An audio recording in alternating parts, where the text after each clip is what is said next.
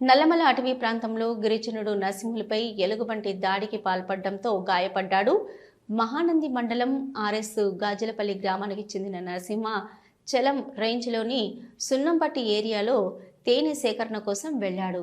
ఓ చెట్టు కింద ఉన్న ఎలుగుబంటి 2 పిల్లలను చూసి పరుగు తీశాడు. కానీ ఎలుగుబంటి వేటాడడంతో చెట్టు ఎక్కి ప్రాణాలను కాపాడుకున్నాడు నరసింహ.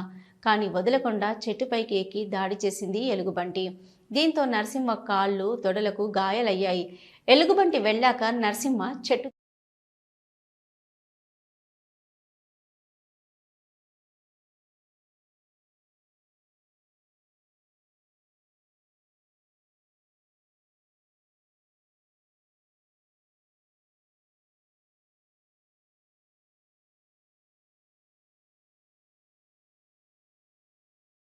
హలో, నంద్యాల న్యూస్ 10 మీ చుట్టూ జరిగే సంఘటనల్ని మా దృష్టికి తీసుకురావాలి అనుకుంటున్నారా?